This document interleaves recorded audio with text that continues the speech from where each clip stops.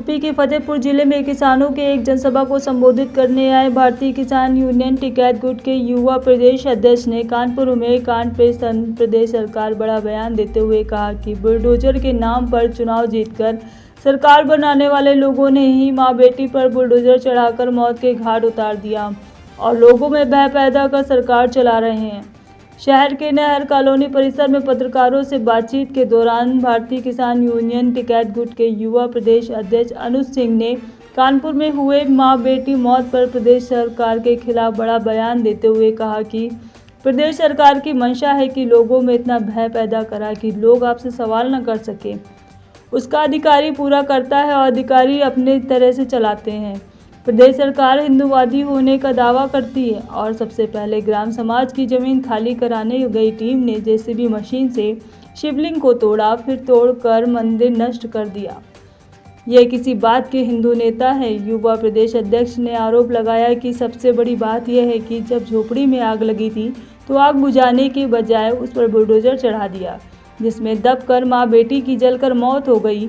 यह सब प्रदेश सरकार भय बनाना चाहती है।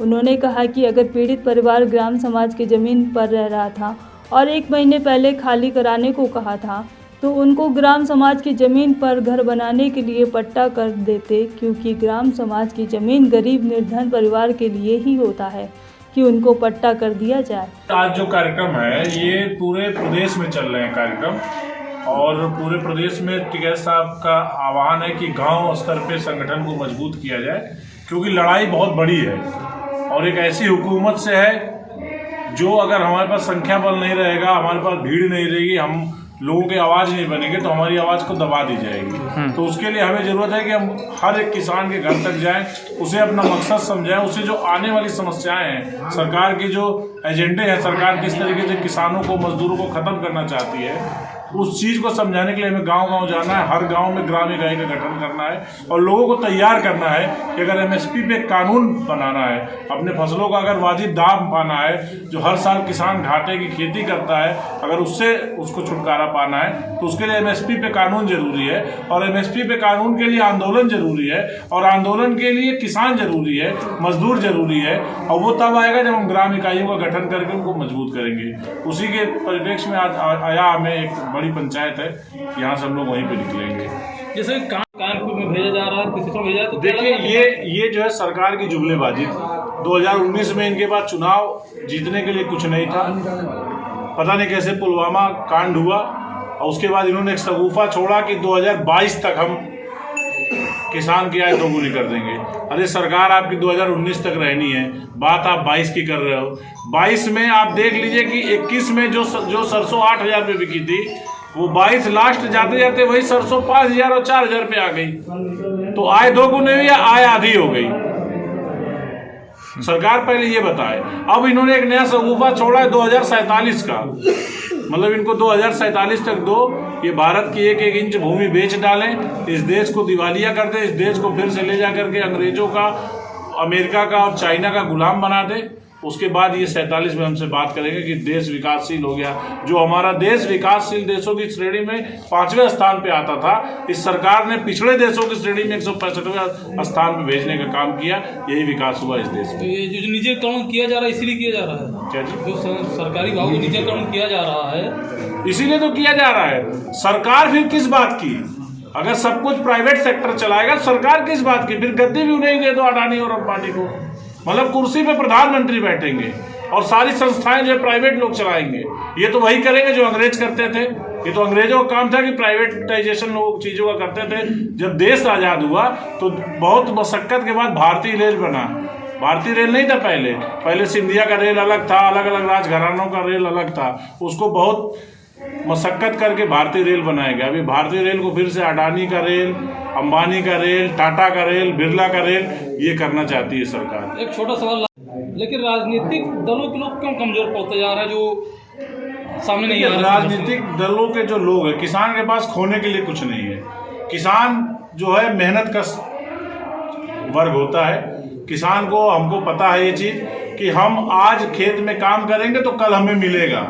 आज हम फसल बोएंगे तो 4 महीने बाद इसे काटेंगे। तो ये 4-4 महीने पे हम लोग का कंटिन्यूअस चलता है। तो हमारी आदतों में संघर्ष करना। जो राजनेता है वो सोचते हैं कि जब 5 साल में 6 महीने बचेगा चुनाव का तब हम मेहनत करेंगे, इसीलिए वो डिफीट खाते हैं। उन्हें अगर जनता को प्यार है, अगर जनता के लिए इस देश के लिए कुछ करना चाहते हैं तो उन्हें विपक्ष को एकजुट होकर के इस सरकार के खिलाफ जो इसकी गलत नीतियां उसको विरोध करना पड़ेगा। सड़क पे जो किसान और मजदूर संघर्ष कर रहे हैं उस संघर्ष में उन्हें शामिल होना पड़ेगा कि लोग आपसे सवाल ना करें और उसको अधिकारी कंप्लाइंस कराते हैं। सरकार की मंशा को भी अधिकारी अपने तरीके से चलाते हैं, उसी का परिणाम है ये। 1 महीने पहले उसके घर को डिमोलिश कर दिया गया। अगर वो झोपड़ी में बना करके उसका परिवार रह रहा था, ये कहते हैं हम हिंदूवादी सरकार है, हिंदू की बात करते हैं। सबसे पहले कल वहाँ जेसीबी पहुंची तो उसने शिवलिंग को ही तोड़ा, उसने मंदिर तोड़ा शिव जी का। तो किस बात के हिंदूवादी नेता हैं? उसके बाद वो झोपड़ी में रह रही थी, उसकी झोपड़ी में आग लगाई गई और आग बुझाने के बजाय उस पर बुलडोजर चला दिया गया, जिसके कारण 2 लोग दब करके मर गए। तो ये सरकार जो है भय बनाना चाहती है। सरकार अगर गरीबों के लिए काम करती तो ग्राम समाज की जमीन किस लिए होती है? जब भी ग्राम समाज की जमीन इसीलिए होती है कि जो गांव के भूमिहीन लोग हैं, जो गरीब तबका है, उसको आवासीय पट्टा दिया जाए या उसको खेती का पट्टा दिया जाए और वो उस पर उसका अधिकार होता है। अगर वो उतनी जमीन पे रह रहा था तो उसको रेगुलाइज कर देना चाहिए था। लेकिन अब सरकार को तो जनता ने बुलडोजर के नाम पे वोट दे दिया, तो बुलडोजर से इस तरीके का भय का माहौल बनेगा।